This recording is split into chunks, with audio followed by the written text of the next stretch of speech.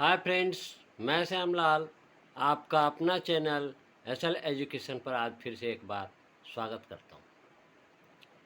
दोस्तों, कहा गया है कि सबसे जटिल जो है सब्जेक्ट मैथ होता है।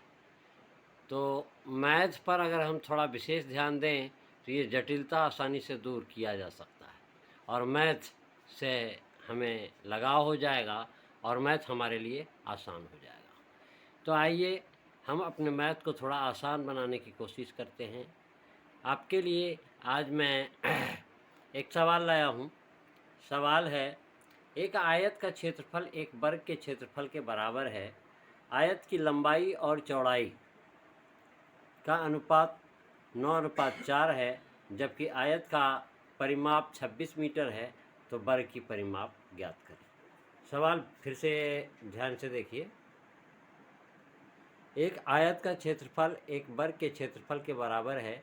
आयत की लंबाई और चौड़ाई का अनुपात 9:4 है, जबकि आयत की परिमाप 26 मीटर है, तो वर्ग की परिमाप ज्ञात करें।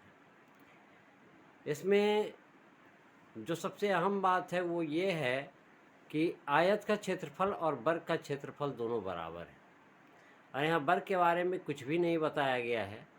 आयत का जो है लंबाई चौड़ाई का रेशियो दिया गया है जो कि 9:4 है। तो चलिए आयत की चौड़ाई, लंबाई और चौड़ाई के रेशियो से शुरू करते हैं। माना कि आयत की लंबाई 9x और चौड़ाई 4x, इसलिए परिमाप, आयत की परिमाप होती है 2 इंटू लंबाई जोड़ चौड़ाई। तो 2 इंटू लंबाई 9x माना है तो 9x दे दिया प्लस 4x चौड़ाई दे दिया। 9 into 9×4 13x, 9 into 2 into 13x। अब दोनों को गुना किया तो हो गया 2 इंटू 13 इक्वल टू 26x। ये जो है हमारे मानने पर 26x जो है पेरीमीटर आ रहा है रेक्टेंगल का। अब प्रश्न से आयत की परिमाप जो है पेरीमीटर जो है 26 मीटर है प्रश्नानुसार, ठीक है। तो दोनों को अब तुलना करते हैं। हमने जो रेशियो के हिसाब से माना था उसके हिसाब से हमारा पेरीमीटर 26x मीटर आया है और प्रश्न के अनुसार 26 मीटर दिया हुआ है। तो 26x बराबर 26, तो x बराबर 26/26 कट गया, 1 आ गया, तो x का वैल्यू 1 आ गया। अतः आयत की लंबाई क्या हो जाएगी, रेशियो 9 है तो 9 × 1 बराबर 9 मीटर, और आयत की चौड़ाई रेशियो 4 है तो 4 × 1 बराबर 4 मीटर।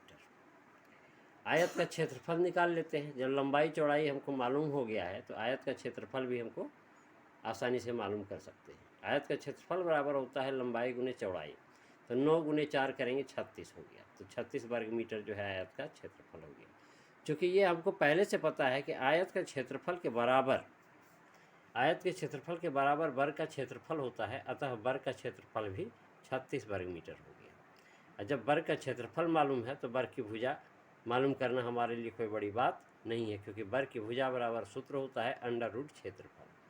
तो क्षेत्रफल 36 है तो √36 = 6 मीटर।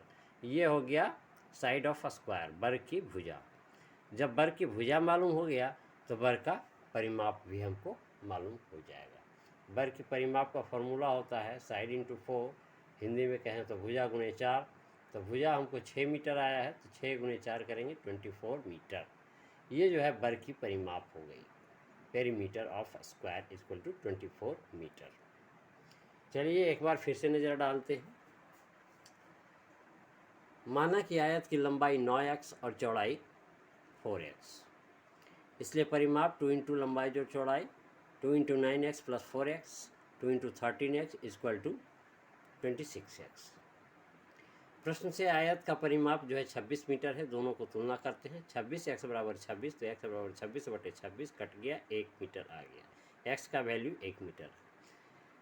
अतः आयत की लंबाई 9 × 1 बराबर 9 मीटर, आयत की चौड़ाई 4 × 1 बराबर 4 मीटर, इसलिए आयत का क्षेत्रफल लंबाई गुणे चौड़ाई 9 × 4 बराबर 36 वर्ग मीटर।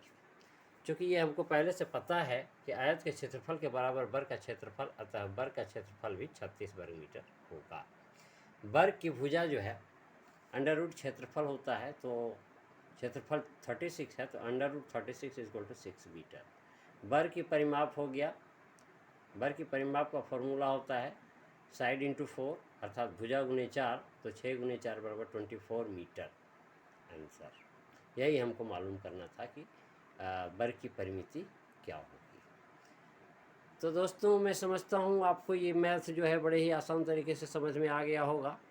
ऐसे ही वीडियो अगर आप आगे भी देखना चाहते हैं तो हमारे चैनल को लाइक कीजिए, सब्सक्राइब कीजिए। मिलते हैं फिर अगले वीडियो में। जय हिंद, जय भारत।